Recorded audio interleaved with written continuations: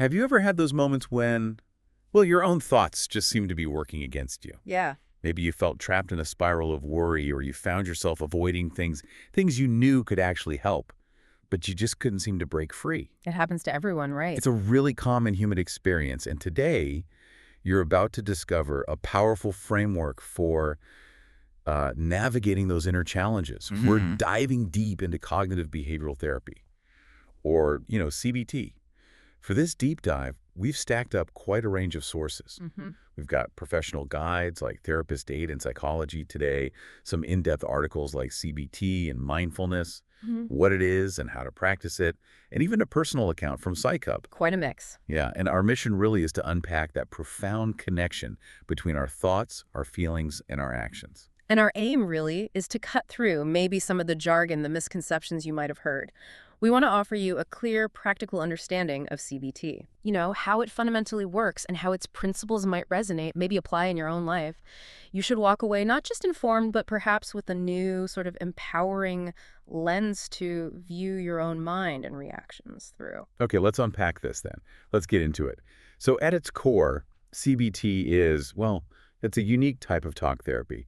It really zeroes in on identifying and transforming the way we think.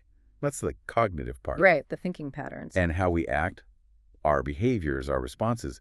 The goal is basically to equip us with better strategies to cope with life's problems. And it's built on this really fundamental idea that our thoughts, feelings, and behaviors aren't separate things. They're deeply, intricately interconnected, constantly shaping each other in this, powerful loop. And what's crucial here, I think, is that CBT isn't just one thing. It's really a two-in-one kind of approach. It seamlessly blends cognitive therapy, which targets your thoughts, attitudes, expectations, with behavioral therapy, which looks at learned behaviors and how you might modify them.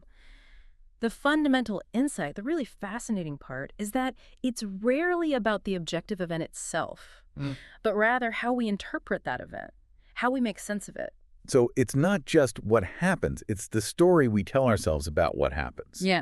That really underscores the power of our perception, doesn't it? Absolutely. Can you give us maybe a relatable example from the sources, just to illustrate that? Sure, yeah. Imagine you see someone you know on the street, you say hello, but they don't respond. Okay, yeah. Happens. Right.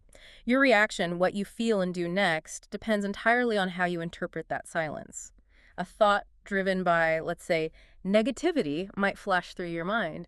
He ignored me, he must not like me anymore. Right, the immediate jump. Exactly. And that interpretation can immediately trigger feelings of sadness, maybe rejection, and perhaps lead you to avoid that person next time.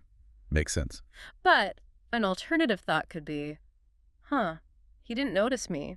Maybe he's just preoccupied or having a really tough day. A totally different angle. Completely different. That interpretation might lead to a feeling of concern, maybe, and you might decide to call them later, check in. Same event, vastly different outcomes, all just stemming from that initial interpretation. That's a perfect illustration. Yeah. And often these initial interpretations, they come from what the sources call automatic thoughts. These are those spontaneous thoughts that just sort of pop up or flash in your mind, often without conscious effort, Yeah. They're an immediate reaction to some kind of trigger. Yeah, we all have them. We all have them, like my boss hates me, or, oh, I'll just bum everyone out if I go, that kind of thing. And this really echoes the wisdom of Epictetus, the Greek philosopher from way back in the 1st century BC. He famously said, men are not bothered by things, but by the perspective they take of them. Wow. Still relevant. Absolutely. So if our perception truly holds that much sway, how does CBT actually empower us, give us the tools to shift those maybe ingrained patterns? That's the key, right? CBT involves a very practical process. It's aimed at altering these unhelpful thought and behavior patterns. It uses various techniques. For instance, learning to recognize problematic cognitive distortions. Those thinking traps. Exactly. Those biased, often unhelpful ways we tend to think.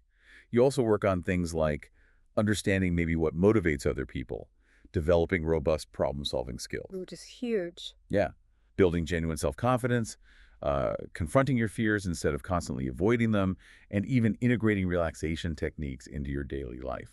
And to simplify this practical side, many approaches use what's often called the 3 C's method. It makes it pretty straightforward. Okay, break that down.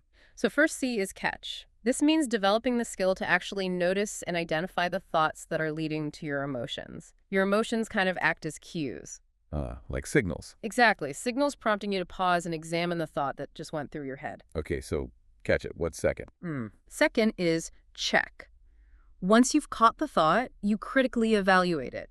Is it accurate? Is it actually true? Is it helpful? Right. You ask yourself things like, do I have solid evidence for this thought? Or am I just making an assumption? Or what's the absolute worst that could happen here? What's the best? And realistically, what's the most likely scenario? Good questions. Yeah, and maybe even, will this thought even matter a week from now? Just getting some perspective. Okay, catch, check. And the third C. Third is change. This is the active step. You consciously reframe the thought into something more accurate, more balanced, and ultimately more helpful. So shifting it. Shifting it. And the new belief, it doesn't have to be, sunshine and rainbows all the time. The goal is simply to make it less negative or maybe just more neutral. And this, I think, is where the real breakthrough can happen for you, the listener. It helps you shift from that maybe overwhelming, paralyzed feeling like, ugh, I'm such a slob, I can't handle this mess. Yeah, that hopeless feeling. Right. To a clear, actionable plan. Okay, just start with the clothes, then do the dishes, a little at a time. This simple framework empowers you to take immediate control, really, of your internal narrative, step by simple step. And building on that, it's important to remember CBT is an evidence-based treatment. That means its effectiveness is backed up by a lot of rigorous research. Yeah, it's not just theory. Not at all. It's proven to be highly effective for a really wide spectrum of mental health conditions. We're talking depression, various anxiety disorders, PTSD, OCD, eating disorders, addictions, bipolar disorder, panic disorders, even sleep problems like insomnia. That's a broad range. And its utility, as the sources point out, extends far beyond just those diagnosed conditions, right? Absolutely. CBT offers an incredibly versatile toolkit for common challenges we all face. Things like navigating the complexities of grief, managing intensely stressful situations. Like work stress or family stuff. Exactly. Coping with persistent physical health issues, think chronic pain, tinnitus, rheumatism, and even working through the aftermath of relationship breakdowns. It's really applicable across the board. So why might someone choose CBT? What are the selling points, so to speak? Well, firstly, it's highly goal-oriented. It focuses on addressing specific current problems you're facing right now. Practical. Very practical. Secondly, it integrates well with other therapies or even medications, so it can be part of a holistic approach. It's non-invasive, and crucially, it provides you with practical, transferable tools. Things you can actually use yourself. Exactly. Skills you can continue to use independently long after your sessions might end. It's also profoundly collaborative, meaning the therapist guides you for sure, but you are an active participant in your own journey of change. You're doing the work. Got it. And ultimately, it helps you break free from those negative thought cycles and fosters a really powerful sense of agency over your own life. Control. And I think a key aspect that really elevates CBT, something mentioned in the sources, is its comprehensive approach. It aims to treat the whole person. Yes, that biopsychosocial model. Right. Can you unpack that a bit? Biopsychosocial? Sure. Bio refers to your physical body, your biology. Psycho refers to your mind, thoughts, emotions, sensations. And social refers to your relationships, your environment. Okay. So CBT considers how all these aspects interact. While symptom reduction is definitely a goal, the real lasting success of CBT comes from treating you holistically, considering all these interconnected parts. That makes a lot of sense. Now let's shift gears slightly and explore something really interesting.